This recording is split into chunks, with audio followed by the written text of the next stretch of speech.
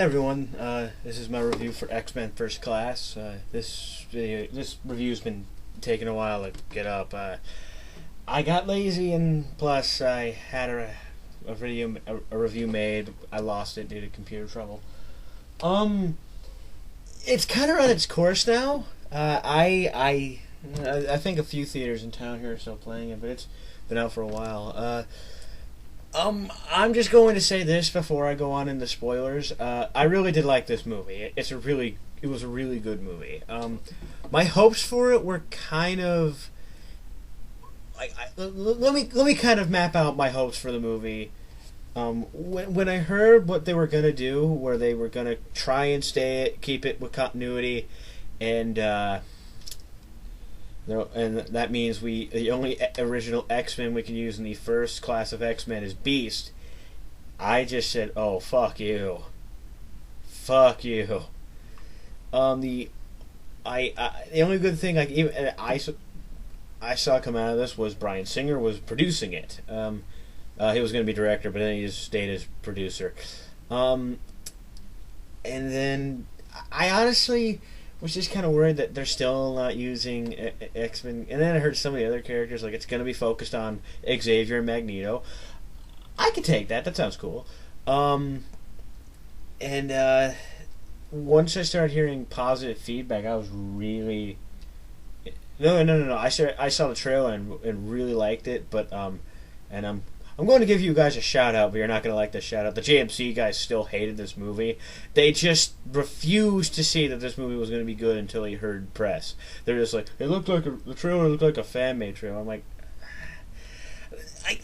even when like trailers and stuff were coming out, people were ready to destroy this because, let's face it, X-Men was not in the best of care the last few years and last few movies. I personally have no deep hatred for Last Stand.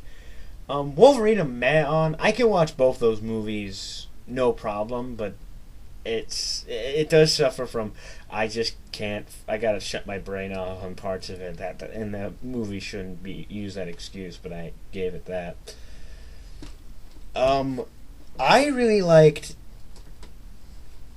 I think the two actors best.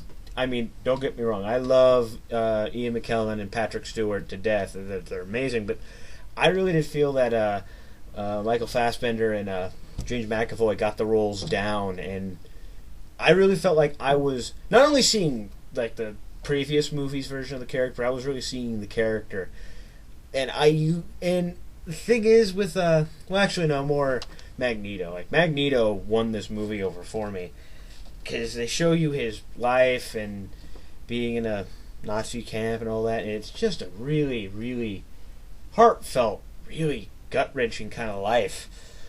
And it's really cool to see that final turn. Here's the problem, though, and I've kind of realized this.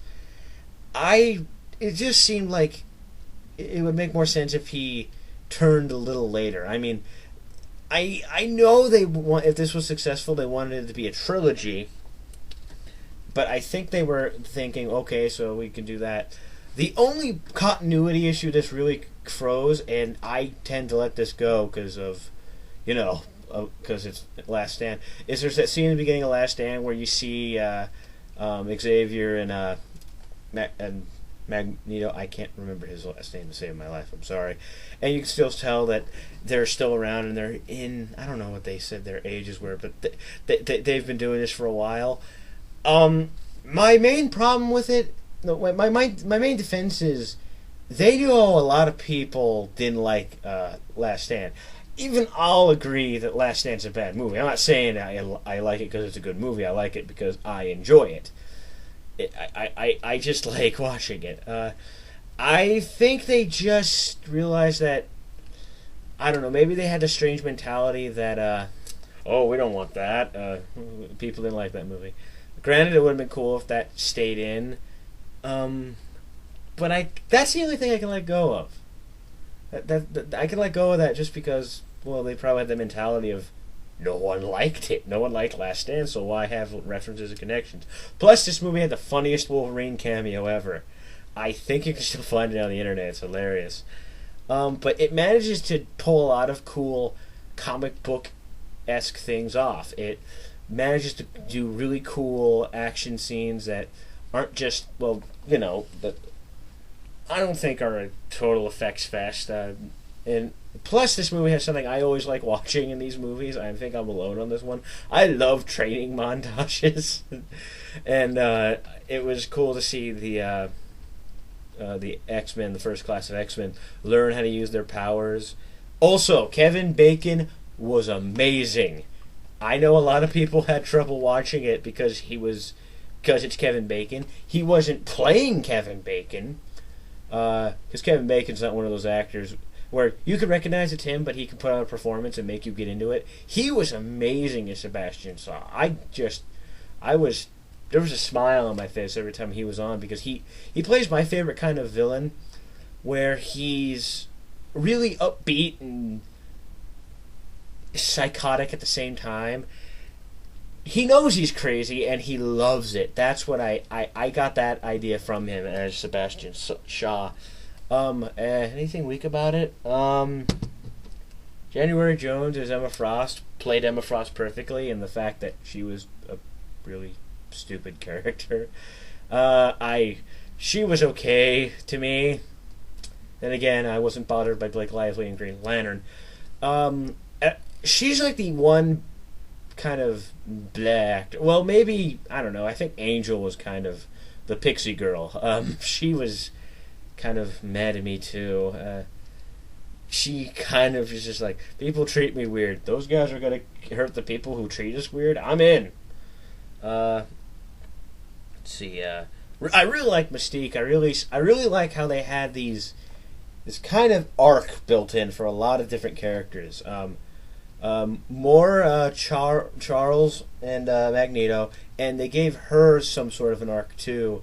And I really like how that was pulled out. That was put together pretty well. All in all, I really do like this movie. If you haven't seen it yet, I really say you should check it out. This was a highly reviewed movie. I don't know how well this did against like Thor. Can't say Green Lantern. I hate this. So yeah, that's my review, guys.